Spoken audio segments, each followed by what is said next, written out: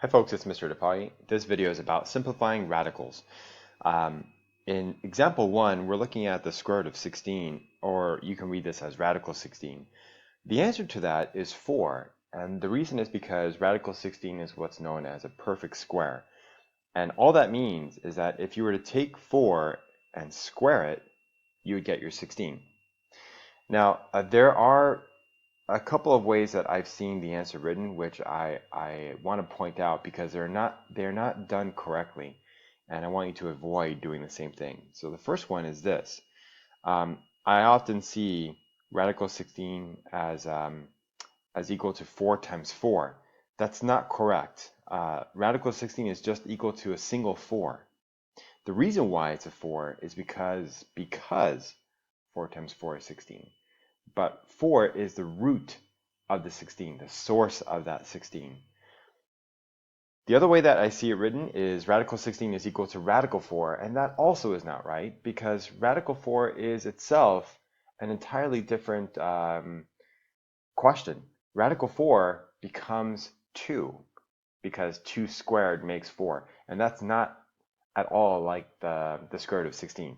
So be careful when you write the answers. Make sure you just write a single number. Radical 16 is equal to 4. Okay, example 2, however, we are now looking at something that is not a perfect square. And the reason is because nothing squared creates the number 32. And so what I need to do now is think about factors of 32 that I can split it into. There are many choices that you have. That's why I have one here compared to another one here. We're going to take one approach that's short and one that's a little longer. Take a look. The square root of 32 could be split into square root of 16 or radical 16 multiplied by radical 2 or square root of 2. If you were to multiply these two together, you would get radical 32. Okay. Now, the square root of 16 happens to be a perfect square, and that's what you want to do whenever you use a factor tree method. You want to try to create factors as much as you can, one of which would be a perfect square.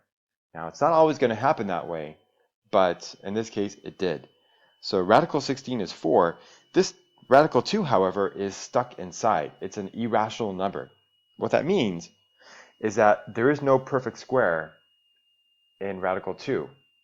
And we cannot split radical 2 any further because if we did that, we would just get the same thing back again, which would take us nowhere. So we're going to leave that inside, and that's our answer. Okay, short and sweet.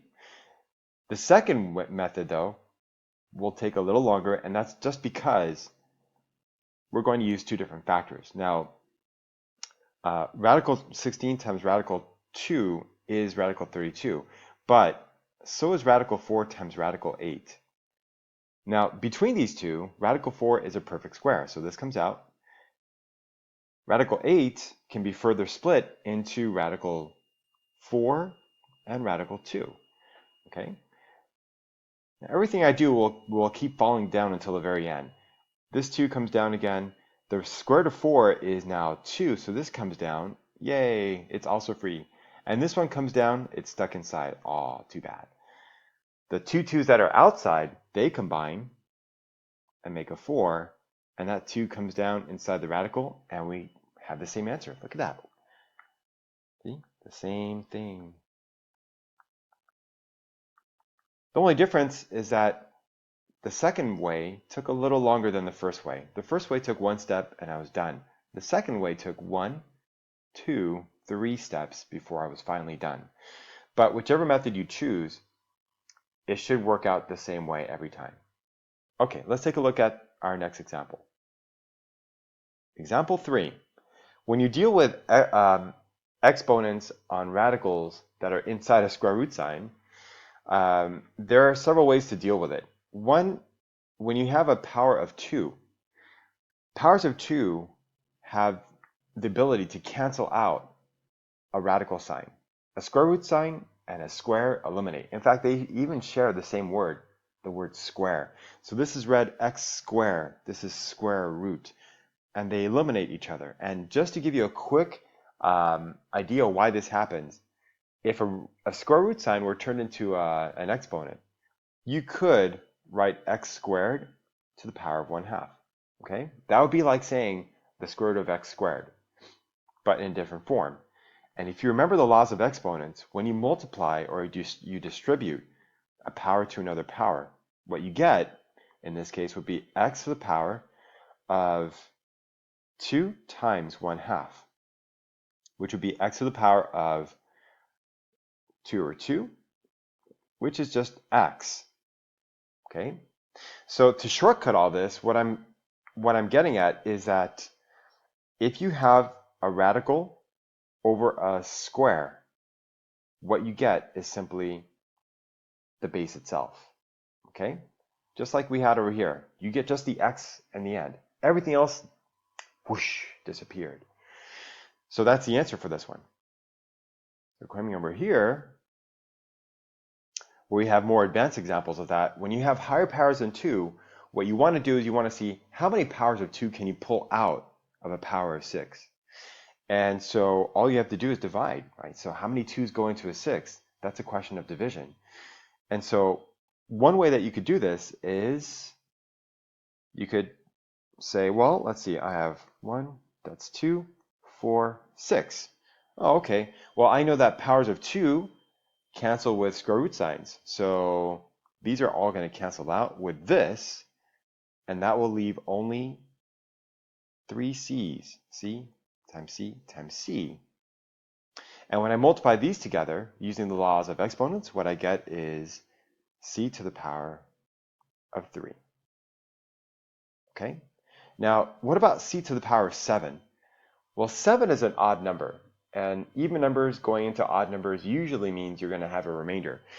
But let's go ahead and divide anyway. So if the question is how many powers of 2 or how many 2's go into a 7, then this is a question of division, right?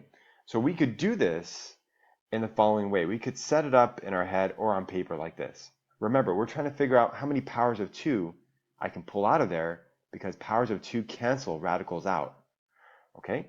And we want to free as many of these c bases as we can. So we're going to divide 2 into 7 and see how many of those we get. It turns out 3 2's go into a 7 with 1 remaining of 1. Okay? And so what that means is when I split this, what I'm going to get is I have 3 powers of 2. So 1, 2, 3 powers of 2. 1, 2, 3, 2, 4, 6, right? But I need 7 total, and that's where my remainder of 1 comes in because I have a last c remaining with a power of 1. So here are our 3 2's with a 1 power remaining. Okay, 3 remainder 1. So if you add it up, it makes 7. 2, 4, 6, 7. There's your power of 7. And the thing is, you can only cancel powers of 2 with the square root sign. And that means that this little guy here is not strong enough to cancel with that radical. The power isn't powerful enough. So this will stay locked inside, poor guy. That's okay. So here we go. What we're going to get is these cancel out with the square root sign, right? And what I get is the following. I get c times c times c. Those 3 c's are now, they're liberated, they're free. But this one, at the very end with a power of 1, that one is still stuck inside. And so these 3 c's out here, when multiplied, you get a power of 3.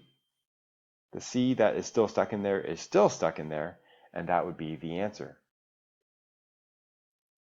Okay, let's move on to combine all these things together and see what we get. So here's our combo example combining everything that you've seen in the previous examples. Radical 48, p to the 4th, c to the 5th. The way I'm going to do this is by splitting them up like so.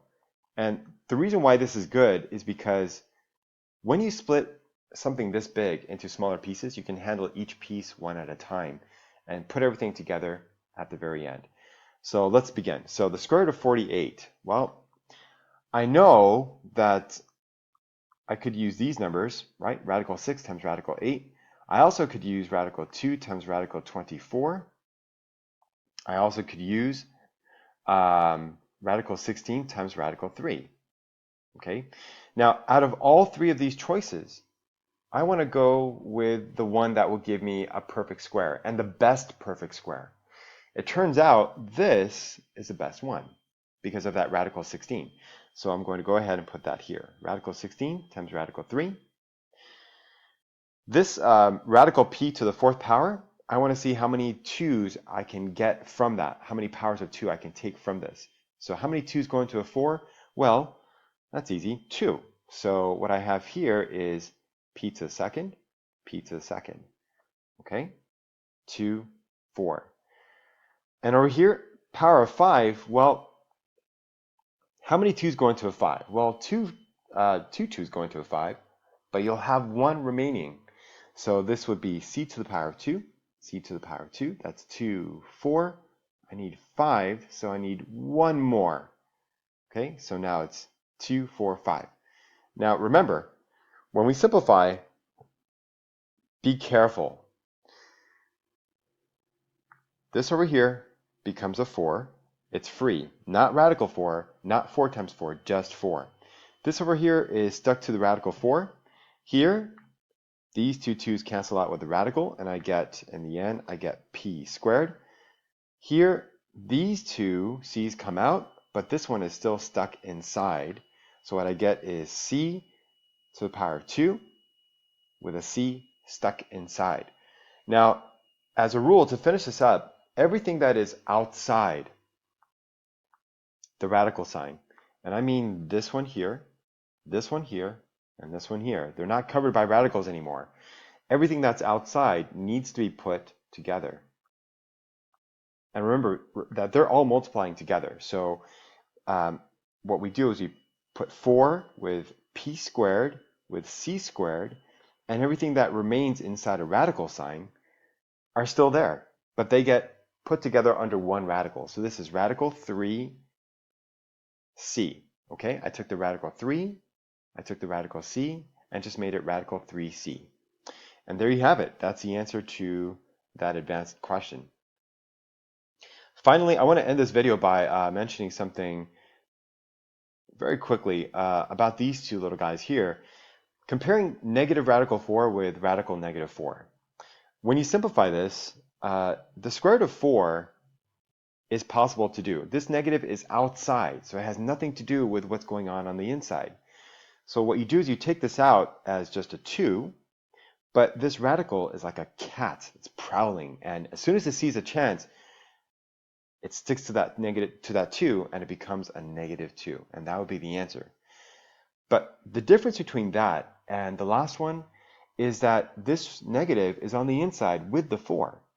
Now you have to remember what the square root of a number means. It means that you should be able to square a number to get whatever's in here. So let's put this to the test. If you were to square 2, you would get 4. Oh, wait a second, that doesn't work because I'm supposed to get negative 4. So this fails. If you square negative 2, you still get positive 4. And that also fails. Because no number squared will ever make a negative, the answer to this is undefined. Your calculator will give you an error message for the same reason. So just be careful with that.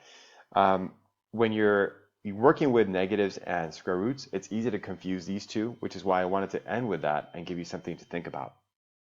Negatives outside are harmless. Negatives inside, be very, very, very, very careful how you handle those.